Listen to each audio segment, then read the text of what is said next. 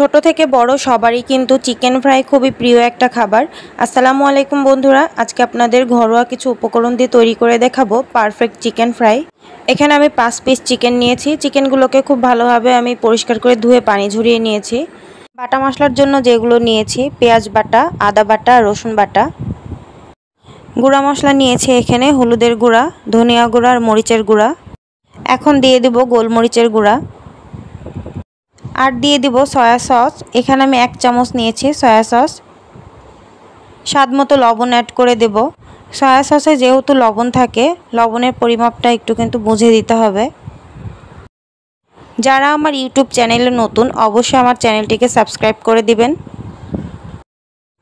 এবারে এখানে দিয়ে দেব টমেটো সস। আরও দিয়ে দিব সামান্য পরিমাণে অরিগানো। এটা অপশনাল, আপনারা চাইলে নাও দিতে পারেন। স্বাদের একটু ভিন্নতা আনতে আমি এখানে অরিগানো ব্যবহার করেছি। এখন দিয়ে দিলাম গরম মশলার গুঁড়ো। সামান্য পরিমাণ দিয়ে দিলাম টেস্টিং সল্ট। টেস্টিং সল্টটা বেশি দিলে কিন্তু খেতে একদমই ভালো লাগবে না, তাই চেষ্টা করবেন একদমই সামান্য পরিমাণে ব্যবহার করতে। এখন সব মশলার সাথে চিকেনগুলোকে খুব ভালোভাবে মাখিয়ে নিব। মাখানোর কাজটা খুব ভালোভাবে করতে হবে। চেষ্টা করবেন মশলার সাথে চিকেনগুলো মাখিয়ে 8-9 ঘন্টার জন্য ম্যারিনেট করে রাখতে। এতে করে চিকেন ফ্রাইটা খেতে অনেক বেশি মজা লাগে। তো চিকেনগুলোকে আমি অনেক ডিপ করে কেটে নিয়েছি, যেন মশলাগুলো চিকেনের ভিতরে খুব ভালোভাবে ঢুকে যায়।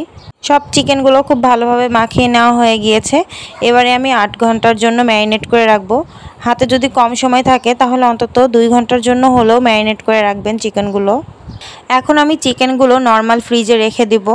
ভাজার আধা ঘন্টা আগে আমি চিকেনগুলোকে ফ্রিজ থেকে বের করে নিব। চিকেনগুলো ভাজার আগে আমি এখানে দিয়ে দিব 1 টেবিল চামচ কর্নফ্লাওয়ার আর দিয়ে দেব 1 টেবিল চামচ ময়দা। আপনারা চাইলে এখানে আটাও ব্যবহার করতে পারেন। ময়দা আর কর্নফ্লাওয়ারের সাথে চিকেনগুলোকে খুব ভালোভাবে এবার মাখিয়ে নিতে হবে। ময়দা আর কর্নফ্লাওয়ার দেওয়ার একটাই কারণ, যেন ভাজার সময় চিকেনের গায়ে যে মশলা লেগে আছে সেগুলো ছেড়ে না যায়। এতে করে চিকেনটা খুব ভালোভাবে ভাজা হবে আর তেলটাও নষ্ট হবে না। চিকেন ফ্রাই করার জন্য আমি একটা কড়াইয়ে পরিমাণ মতো তেল দিয়ে দিলাম। তেলটা গরম হয়ে আসলে একটা একটা করে আমি সব চিকেনগুলো দিয়ে দিব। এখানে আমি বড় কড়াই নিয়েছি, তো আমি 4টা চিকেন একবারে ভেজে নিব। আপনারা যদি ছোট কড়াইয়ে ভাজেন তাহলে অবশ্যই 2টা করে চিকেন ভেজে নেবেন। এতে করে চিকেনটা খুব ভালোভাবে ফ্রাই করা যাবে। আমি এখানে কর্নফ্লাওয়ার ব্যবহার করেছি, কারণ চিকেনটা ভাজার পরেও কর্নফ্লাওয়ার দেওয়ার জন্য চিকেনের ভেতরটা জুসি থাকে। এখন চুলার আঁচটা মিডিয়ামে রেখে এক পাশ খুব ভালোভাবে ভেজে নিতে হবে। এই পাশটা কিন্তু ভাজা হয়ে গেছে। এখন চিকেনগুলো উল্টে দিয়ে অপর পাশটাও ভেজে নিব। আমি এখানে চিকেনগুলোকে অল্প তেলেই ভেজে নিয়েছি। আপনারা চাইলে ডুবো তেলেও চিকেনগুলোকে ভেজে নিতে পারেন। ডুবো তেলে চিকেন ভাজলে অবশ্যই চুলার আঁচটা হাই রেখে চিকেন ভাজতে হবে।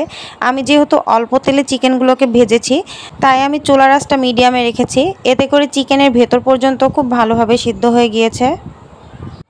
এদিকে চিকেনগুলো কিন্তু ভাজা হয়ে গেছে। এখন তেল থেকে চিকেনগুলো আমি তুলে নিব।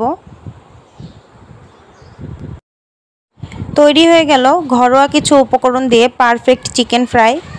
তো বন্ধুরা, আজকের ভিডিওটি যদি আপনাদের ভালো লেগে থাকে অবশ্যই লাইক এবং কমেন্ট করে জানাবেন। আজকের ভিডিওটি এই পর্যন্তই। সবাই সুস্থ থাকবেন, ভালো থাকবেন। আল্লাহ হাফেজ।